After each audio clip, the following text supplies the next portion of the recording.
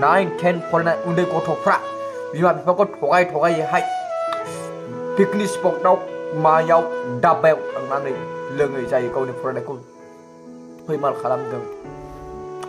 बे गथ'फोरनि सायाव बिमा बिफाया मोनसे आसा दंमोन, थांखि दंमोन, आंनि फिसाया डक्टर जानांगौ, इन्जिनियार जानांगौ, नार्स जानांगौ। नाथाय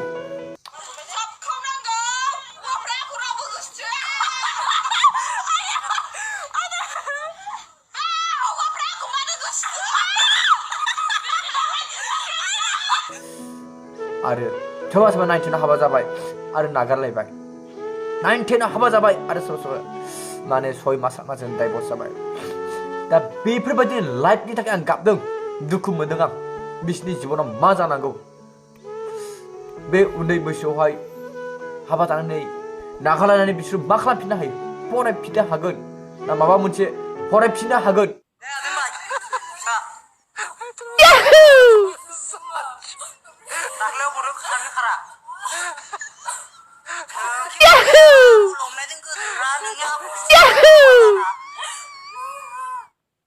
ना बिमाफोरखौ हेल्प खालामनो मावनो हागोन?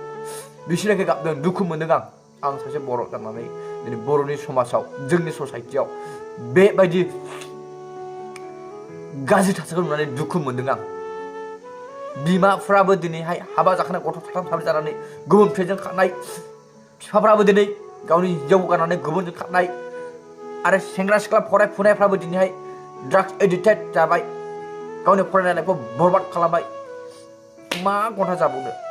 जायखिजाया लोगो नोंथांमोन, आंनि बुंनाया बेल'। बा जोङो बेखौल' सानो जि जोंनि समाजाव गाज्रि गुबुंलेखौहाय बोरै होखारनो हानो?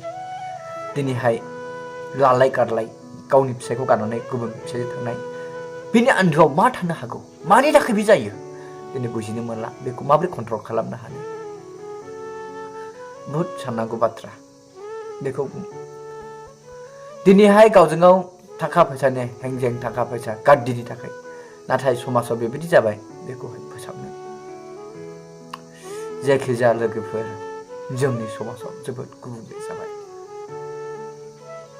मा होनबावनो? जोंनि समाजाव बुहुद गुबुंले जाबाय। दा आंनि बुंनो नागिरनाया बे, दा आङो बे बाथ्राखौल' बुंनो, जोंनि समाजाव गुबुंले जाबाय। दिनै जोंनि समाजाव गोजोन गैयै जानो हमगासिनो दङ।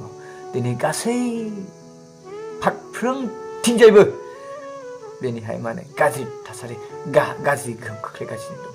दा बेनिफ्राय साफ्रोमबो लाइमोनफ्रा गावबा गाव, गासैबो न'खर जानाय हिन्जावफोर हौवाफोर गावबा गाव माने कन्ट्रल खालामदो, गावबा गाव न'खर मोजाङै बेंदो।